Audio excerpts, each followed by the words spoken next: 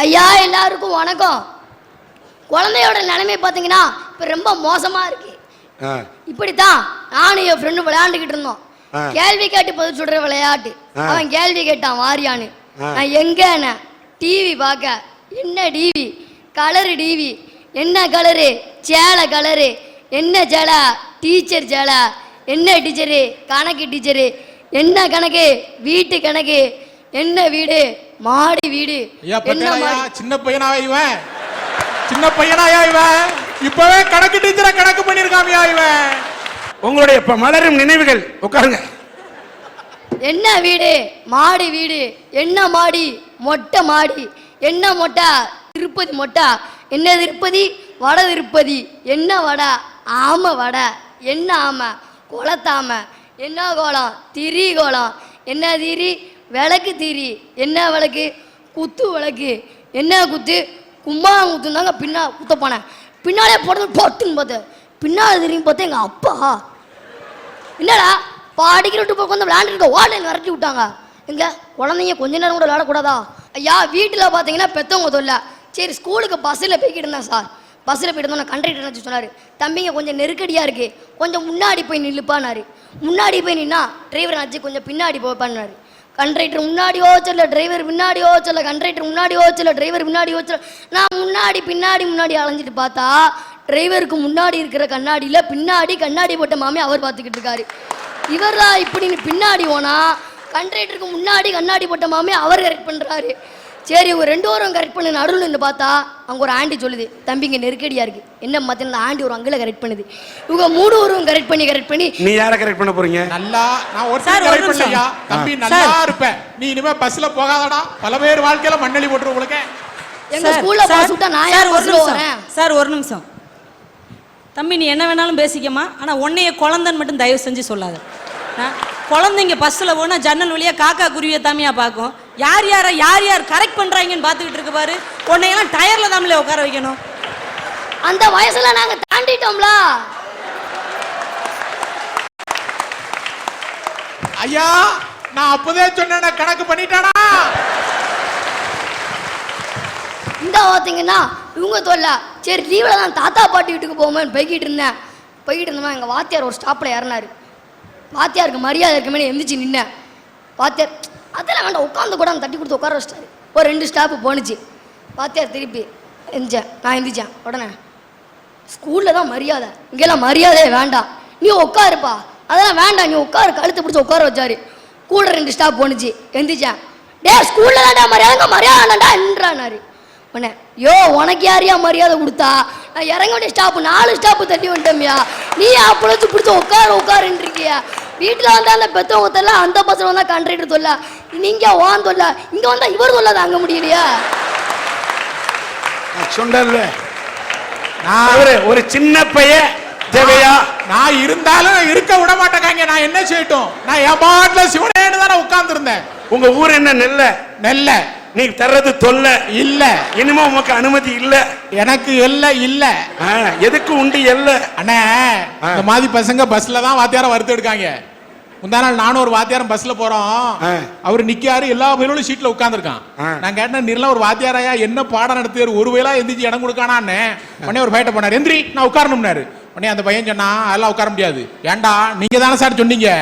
நான் என்னடா சொன்னேன்? சொந்த காலில் நிக்கணும் சொன்னேன், நில்லும். இதுவா குருவுக்கு தருகிற மரியாதை?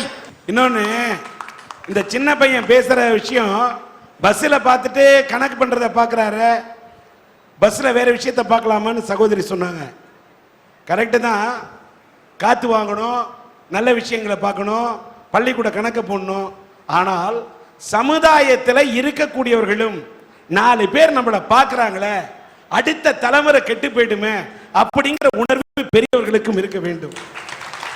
அப்படிங்கிற உணர்வு பெரியவர்களுக்கும் இருக்க வேண்டும்.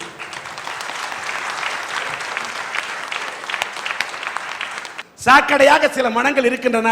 காரணத்தால் தான் நாடு நாறி கொண்டிருக்கிறது. இந்த போன்ற சின்ன குழந்தைகளின் மனம் மாறிக்கொண்டிருக்கிறது. 2 இதயங்களின் ஒரே துடிப்பு, 4 கண்களின் ஒரே பார்வை, 2 மனங்களின் ஒரே சிந்தனை, 2 குடும்பங்களின் ஒரே சங்கமம் திருமணம். இரண்டு நெஞ்சங்களின் ஒரே நினைப்பு, இரண்டு மன இதயங்களின் இனிப்பு ஒப்பந்தம். இந்த உலகத்திற்கு ஒரு புதிய உயிரை உருவாக்கி கொடுக்கின்ற நேர்மையான முயற்சி இந்த திருமணம். உண்மையான காதலுக்கு கௌரவமான முகவரி தருவது திருமணம். மனங்கள் இணைந்து விட்டால் மதங்களே தேவையில்லை என்று உலகத்திற்கு ஓங்கி உணர்த்துவது திருமணம். இந்தியா என்கின்ற அமைதி பூங்காவின் பண்பாட்டு கலாச்சார வேர் திருமணம். இந்த மன வாழ்க்கையை போற்றணுங்க. எனக்கெல்லாம் கல்யாணமான புதுசுல சரியாவே சமைக்க தெரியாதுங்க. இப்பயும் அப்படித்தான், இது வேற விஷயம். எங்கள் மாமியார் என்கிட்ட வந்து சொன்னிச்சு, இந்த பாருமா, என் மகன் எல்லா விஷயத்துலையும் அமைதியாக இருப்பான், ஆனால் சாப்பாட்டு விஷயத்தில் மட்டும் பயங்கர கோபம் வரும். போன வாரம் சோத்துல கொஞ்சம் உப்பு குறைஞ்சிருச்சுன்னு தட்டோட தூக்கி எறிஞ்சா 4 செங்கல் பேந்து வச்சு பார்த்து கொண்டு போயிட்டாங்க. எனக்கு ஒரே படபடப்பாக இருக்குது, நமக்கு சமைக்க வராது. சரி, கஷ்டப்பட்டு சோறு பொங்கி குழம்பு வச்சு எடுத்து வச்சாச்சு. இப்போ தான் யாபகம் வருது, அவசரத்தில் அரிசி களைய மறந்து போயிட்டேன். இப்போ 5-6 கல் உள்ளே கிடக்குது. எனக்கு என்னடா செய்யன்னு குலதெய்வத்தை நேர்ந்துக்கிட்டு இருக்கிறேன். இவர் குழம்ப ஊற்றிட்டாரு, ஒரு பிசைஞ்சு ஒரு உருண்டை எடுத்து வாயில் போட்டார். என் கெட்ட நேரம் வாயிலேயே வரணும், கடக்குன்னு ஒரு சத்தம். கல் எடுத்து இப்படியே வச்சாரு. நான் ஒரு ஸ்டெப்பு பின்னாடி போனேன். அடுத்து ஒரு உருண்டை உருட்டி வாயில் வச்சாரு. கடக்குன்னு இன்னொரு சத்தம். எடுத்தாரு, கல் இல்லை, அவர் பல்லு. நான் வாச பக்கம் போயிட்டேன், இதோட நடைய கட்டிட வேண்டியதான்னு. இங்கே வாடான்னாரு. நான் அவர் தம்பியைத்தான் கூப்பிட்றாரு போலன்னு திரும்பி பார்த்தேன். ஒன்னத்தான்னாரு. நான் என்னத்தான்ட்டு போனேன். அவர் சரியான வெண்ணத்தான், இவர் சரியான தொணதான். அவர் ஒன்னத்தான்னாரு, நான் என்னத்தான்ட்டு போனேன். கையை நீட்டுனாரு. பெரம்பு வச்சு அடிக்க போறாரு என்னமோன்ட்டு நீட்டினேன். அந்த கல்லை எடுத்து பட்டும் படாமல் என் உள்ளங்கையில் வச்சுட்டு சொன்னார், அடுத்த வருஷம் நம்ம புது வீடு கட்ட போகிறோம் இல்லையா, அதுக்கு அடிக்கல்லாம் இந்த கல்லை பயன்படுத்திக்கிடுவோம், இதை கொண்டு போய் பீரோவில் வையினாரு. அப்படியே அசந்து போய் நின்னேன். ஏங்க, சோறு குழஞ்சி போச்சு, அதில் 5-6 கல் கிடக்குதுங்கிறத கூட இவ்வளவு நாசுக்காக எடுத்து சொல்ல முடியும் என்றால் அந்த மன வாழ்க்கை சந்தோஷமானது தானே.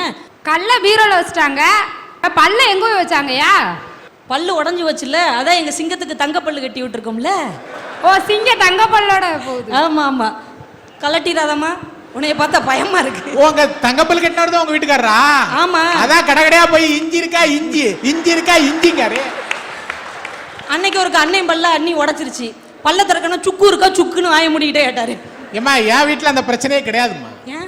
என் வீட்டுல அந்த பிரச்சனையே கிடையாது. உங்க வீடே கிடையாது, அது அப்பல இருந்து ஒப்பிச்சுக்கிட்டு தானே இருக்கீங்க. ஆமா, வீடு கிடையாது, பங்களா. உட்காருமையா, உமக்கு உட்கார்ற இடத்துல கட்டினா நவுண்டு உட்காரும். வயசு காலத்துல ஏன் போட்டு போராடிட்டு இருக்காரு. நானும் எங்க அண்ணனும் பேசிட்டு இருக்கோம், குறுக்க வந்துக்கிட்டு. நம்ம வீட்டுல பிரச்சனை கிடையாது சார். அப்படியே எதுவும் பிரச்சனை வந்தாலும் ஒரு வார்த்தை, விட்டுருவா சார், என்ன மன்னிச்சிரும்பேன், விட்டுருவா. இந்த மாதிரி புரிந்து கொள்ளுதல் இல்லாமல் அன்பு வற்றி போனவர்களால் ஏற்படுகின்ற மனமுறிவை தூற்றுகிறேன். அன்பு என்கின்ற ஆற்று நீர் ஊற்று நீராக சுரக்கின்ற மன வாழ்க்கையை போற்றுகின்றேன். நாட்டுல மொத்தம் 286 மதங்கள் இருக்குயா. மதங்கள் வேற வேறையா இருந்தாலும் அன்பே கடவுள் அப்படிங்கிறதா எல்லா மதத்தோட அடிப்படையும்.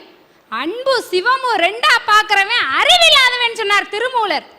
அறியும் சிவனு ஒண்ணு, இத அறியாத வாயில மண்ணுன்னு சொல்லி மத ஒற்றுமையை சொல்லுது இந்து மதம். உன்கிட்ட 2 அப்பா இருந்தா அதுல ஒன்ன இல்லாத ஏழைக்கு கொடுன்னு சொல்லுது கிறிஸ்தவ மதம். வறியவன் பசித்திருக்கும் போது நீ புசியாதேன்னு சொன்னார் நபிகள் நாயகம். ஒரு ஏழையோட பசி கொடுமைய நாமளும் தெரிஞ்சுக்கணுங்கிறதுக்காக 40 நாட்கள் நோன்பு இருக்கிறத வலியுறுத்தது இஸ்லாமிய சமயம். ரமலான் மாதத்திலே 40 நாட்கள் அந்த மாதம் முழுவதும் நோன்பு இருக்கிறார்கள் என்று சொன்னால் அது சாதாரண நோன்பு அல்ல. இந்த உலகத்திலே பணம் படைத்தவன் கூட பசி என்றால் என்னவென்று அவன் உணர்ந்து கொள்ள வேண்டும் என்பதற்காக அந்த உண்ணா நோன்பு. அவன் அரசனாக இருந்தாலும் சரி, அவன் இந்த நாட்டை ஆண்டு கொண்டிருக்கக்கூடியவனாக இருந்தாலும் சரி, பசி என்றால் என்ன என்று அவன் உணர வேண்டும் என்று அந்த பசியின் மாண்பை நோன்பு மூலமாக எடுத்து சொல்லும் மாதம் தான் ரமலான் மாதம். இப்படி அன்பையே போதிக்கிற எல்லா மதங்களையும் நான் தலை வணங்கி போற்றுறேன் சார். ஆனா இன்னைக்கு மதத்தை பேரை சொல்லிக்கிட்டு மத கலவரங்களை தூண்டுறாங்களே ஒரு சில மத வெறியர்கள், அவர்களை நான் புழுதி வாரி தூற்றுறேன் சார். திருவாரூர்ல இன்னைக்கு இருக்கிற பழக்கம் என்னன்னு கேட்டீங்கன்னா, அங்க பிறக்கிற குழந்தைகளுக்கு முதல் மொட்டை அவங்கவுங்க குலதெய்வத்துக்கு எடுப்பாங்களாம். 2வது மொட்டை நாகூர் தர்காலையும் 3வது மொட்டை வேளாங்கண்ணியில எடுக்கிறாங்க சார். இந்த மாதிரி ஒரு உணர்வு உணர்வு எல்லாருக்கும் வந்துருச்சுன்னா ஏன் சார் சண்டை வரப்போகுது? இப்படி மத ஒற்றுமையை சொன்ன திருவாரூர் மக்களை நான் சிரம் தாழ்ந்து வணங்குறேன் சார். ஆனா வழியில பாலுக்கு அழுகிற பிள்ளைய தாண்டி போய் நீ கல்லுக்கு பாலாவி செய்யறல சார், என்ன சார் புண்ணியம் இருக்க போகுது? இப்படி மனித நேயமே இல்லாத மத வெறியர்களை தான் சார் நான் தூற்றணும்னு சொல்றேன். எம்மதமும் சம்மதம்னு சும்மா வாய் பேசலதான் பேசிக்கிட்டு இருக்கோம். ஆனா வாழ்க்கையாவே வாழ்ந்து காட்டினவர் தந்தை பெரியார். தன்னோட மனைவி இறந்தப்ப அவரோட உடலை ஒரு சவப்பெட்டியில வைக்க சொன்னார். அதை ஒரு மாட்டு வண்டியில கொண்டு போய் சுடுகாட்டுல எரிக்க சொன்னார். சவப்பெட்டியில் வைப்பது கிறிஸ்தவர்களின் வழக்கம், மாட்டு வண்டியில் கொண்டு செல்வது முஸ்லிம்களின் உடன்பாடு, சுடுகாட்டில் எரிப்பது இந்துக்களோட பண்பாடு. இந்த 3 மதத்தை இணைச்சு ஒரு சமுதாய புரட்சி அந்த காலத்திலேயே பண்ணார் தந்தை பெரியார். அந்த பெரியாரை நாம் தலைவணங்கி போற்றுறேன். ஆனா இன்னைக்கு மதத்தை பேரை சொல்லி பொழப்பு நடத்திட்டு இருக்காங்களே ஒரு சில மத வெறியர்கள், அவர்களை நான் தூற்றவும் தயங்க மாட்டேன் சார்.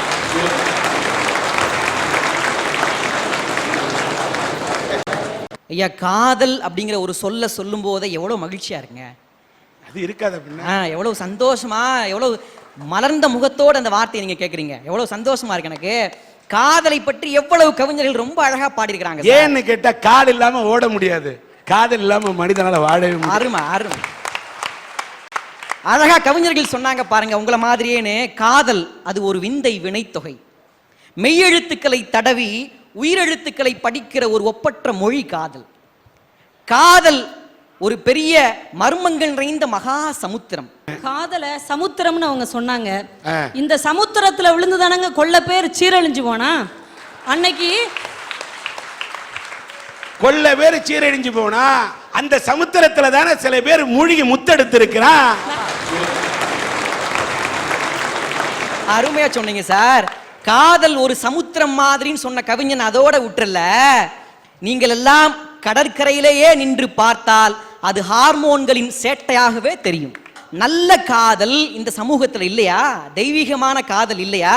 ஐயா, 19 வயது நிரம்பிய ராஜேஸ்வரிங்கிற ஒரு பெண், இந்து பெண், ஒரு முஸ்லீம் இளைஞரை கல்யாணம் பண்ணிக்கிட்டாங்க. ஜெயங்கொண்டம் அப்படிங்கிற ஊர்ல அரிமா சங்கத்தினுடைய தலைமையில. அந்த இளைஞர் பார்த்தீங்கன்னா 2 கால் இல்லாத ஒரு ஊனமான இளைஞர். அந்த இளைஞர் அந்த பெண்ணிட்ட போய் கல்யாணம் பண்ண உடனே பத்திரிகையாளர்கள்லாம் போய் ஒரு பேட்டி எடுத்தாங்க. என்னம்மா 2 கால் இல்லாத ஒரு இளைஞரை போய் காதலிச்சு கல்யாணம் பண்ணிக்கிட்டே வாழ்க்கை பூரா கஷ்டப்பட போறியான்னு கேட்டாங்க. அந்த பெண் ஒரே ஒரு கவிதை மட்டும் பதிலா சொன்னுச்சு, இஷ்டப்பட்ட இருவர் சேர்ந்து கஷ்டப்படுவதே காதல்னு சொல்லிச்சுங்க. அற்புதம். கஷ்டப்பட போற சரிமா, 2 கால் இல்லையே அவருக்கு, எப்படி வாழ்க்கை நடத்த போறோன்னு கேட்ட உடனே அவருக்கு வேணா 2 கால் இல்ல சார், எனக்கு 4 கை இருக்குதுன்னு சொல்லிச்சு அந்த பொண்ணு. எப்படிமா அப்படின்னு சொன்னா அந்த பொண்ணு பதில் சொல்லிச்சு பாருங்க, ஒரு இடது கை, இன்னொன்று வலது கை, இன்னொன்று முகத்தில் புன்னகை, நெஞ்சில் நம்பிக்கைன்னு சொல்லிச்சுங்க. இருப்பது 4 கை, இந்த 4 கை இருந்தால் வந்து விடும் தனியாக வாழ்க்கை. ஆஹா ஆஹா. ஆனா இந்த நல்ல காதலை நான் போட்டுறேன் சார். ஆனா இதே சமூகத்துல போலி காதல்களை நிச்சயம் நம்ம தூட்டித்தான் ஆகணும். திரைப்படத்துல பாட்டுல பதிவு பண்ணா பாருங்க, எஸ்.சி. கிருஷ்ணன் ஒரு பழைய பாடகர், பிஓஐ பாய், பாய் என்ன பையன், ஜிஐஆர்எல் கேர்ள், கேர்ள் என்ன பொண்ணு, இந்த பொண்ணை கண்டதும் போதை உண்டாகுதே, எம்ஏடி மேட், மேட்னா கிறுக்கு, ஹெச்ஏடி ஹெட், ஹெட்னா தலை, தலை கிறுக்கு புடிச்சு நீ ஏனோ திண்டாடுற, லைலா நீ அடி, மஜ்னு நான் அடி, ட்ராஜடி நமக்குள் வேணாண்டி, காதல் போதையில் பேசும் வார்த்தைகள் காற்றில் போயிடும் பறந்தோடி, ஹே பிஓஐ பாய், பாய் என்ன பையன், ஜிஆர்எல் கேர்ள், கேர்ள் என்ன பொண்ணு, இந்த பொண்ணை கண்டதும் போதை உண்டாகுதே.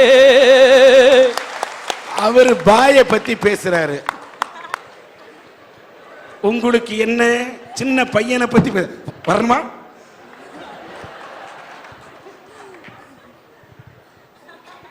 அதே சினிமாக்காரன் தான் இன்னொரு பாட்டையும் கொடுத்தான்.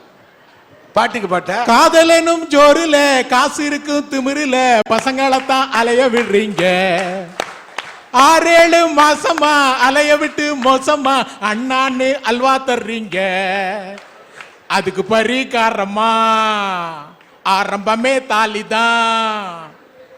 காதல சொன்னதும் அந்த பாட்டு தான், மோசமான நிலைமையில கொண்டு தெருல விட்டுருவான்னு சொன்னதும் அந்த பாட்டு தான். காதல் எங்க வரைக்கும் வந்துட்டு தெரியுமா?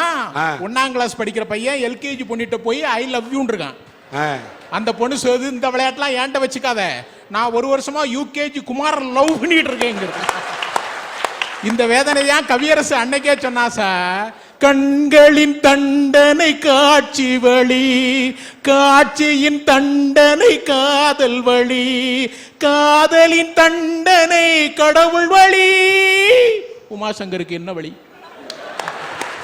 உண்மை தண்டிக்க என்ன வழி நான் யோசிக்கிறேன். போடுறது கண்ணாடி, என்ன அடைக்கிறது முன்னாடி, பேசுறது பின்னாடி. இந்த விளையாட்டு என்னடி? ஐயா, எல்லாம் நீங்கள் சொல்லி தந்த சொல்லடி. கரெக்டா பேசுங்க, இல்லாவிட்டால் வந்து விடும் கல்லடி. ஐயா, இந்த பாட்டுல ஒரு வரி வருங்க. GIRL கேர்ள், கேர்ள்னா பொண்ணு, இந்த பொண்ணை கண்டதும் போதை உண்டாகுதேன்னு சொன்னானே, அதை நான் காதல்னு சொல்லல. ஒரு பொண்ணை பார்த்தா வாழ்க்கைக்கான பாதை தெரியுதுன்னு சொன்னா அது காதலுங்க. அந்த காதலை தான் போட்டுரும். இதே சமூகத்துல கிருஷ்ண பகவானை காதலித்தது மீராவும் ராதையும் நம்ம பக்கத்தூர் ஆண்டாளும் மட்டும் இல்லைங்க. டில்லி சுல்தானினுடைய மகள் திருமாலையே காதலித்து திருமாலையே கல்யாணம் செய்து கொள்ள வேண்டும் என்று தவம் இருந்தாங்க. ஒரு நாள் திருவரங்கத்தில் திருமாலுடைய சிலையை பிரிந்த சோகத்தில் உயிர் துறந்தாங்க. இன்றைக்கும் திருவரங்கத்தில் துலுக்க நாச்சியாராக மக்களால் போற்றப்படுகிற கடவுளாக இருக்கிறார். அப்படின்னா காதல் தெய்வீகமானது இல்லையா சார்? அப்பேற்பட்ட தெய்வீகமான காதலை என்றைக்கும் நான் போற்றுகிறேன். போலியாக வருகிற காதலர்களையும் காதலையும் நான் தூற்றுகிறேன்.